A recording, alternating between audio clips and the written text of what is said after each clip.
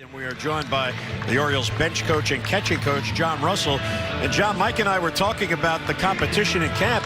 You have four pretty good catchers here. Caleb, of course, is the #1, but three vying for that backup. What's your impressions of what you've seen in camp from the catchers? Well, I think Chance Cisco and Austin Wynns have done a nice job so far. They've shown some things that we've heard about, and we got to see Chance a little bit last year in September. And, some of the things we heard about Austin. Andrew Susak's just now coming back. He had a little bit of infection that cost him a little bit of time, so he's just now starting to come back and play. So we'll get a little bit more view of him as, the next week or so goes on. But so far, so good. I think they're doing a pretty good job, and it's really staying in tune. Caleb Joseph was telling us the other day that you have a tremendous ability to get the catchers to listen to what you're trying to get them to do, so you help them. When you see what Caleb has become, and let's not forget, he spent 8 years in the minor leagues before he even got here. When you have success from your teaching, do you think that filters down to the other players? Well, you like to hope so, yes, but I do. Caleb's a good example, and I use Caleb as an example all the time. I told him my first year here when he was in spring training that I never thought he'd make it to the big leagues. But we made some adjustments with him a few years back and kind of revamped him. Donnie Warner and I, Donnie, our minor league catching coordinator, did a lot of different things with him. We revamped his setup, revamped the way he received, and revamped his throwing, and credit to Caleb, he picked it up really well and ran with it. So, the things we try to do here is teach them how to play at the major league level and what they're going to experience and what they have to do to be a successful catcher at the major league level. And there's certain times in the minor leagues that it's great development and whatever, but it's not the major leagues, and these guys need to realize what it takes to be back behind the plate and try to get a pitching staff through a game.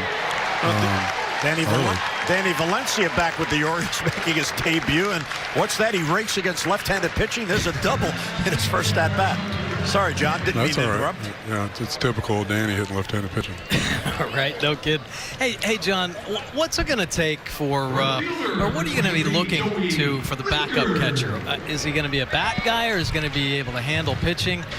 Or is it just going to be played out as spring training goes? Well, the #1 thing, and I told the catchers the first day, if they can't catch, they're not going to go north with us. So that's the most important thing for our guys, is they have to be able to handle themselves behind the plate. If they hit, that's a bonus in our opinion, and mine as a catching instructor. So they've got to do that first and foremost. And these guys realize that. Caleb is a big advocate of that, and it helps me with that voice. And we'll see how it plays out. You got Chance, who's a left-handed bat, which is a compliment because you have a left-handed hitting catcher in him, and then right-handed hitting in Caleb. So you can look at it that way. Austin Wynns is a very capable catcher. So there's different ways we're going to look at it, but I think as spring training plays out, we're going to look for the one that we feel fits us the best, that can come in and do a job and be that backup role for Caleb. And hopefully sometimes that we can get a guy out there for about 3 days a week as opposed to 1 or 2. Yeah, keep them rested for sure. John, a lot of guys in camp this year. I mean, has it been tough kind of organizing the workouts?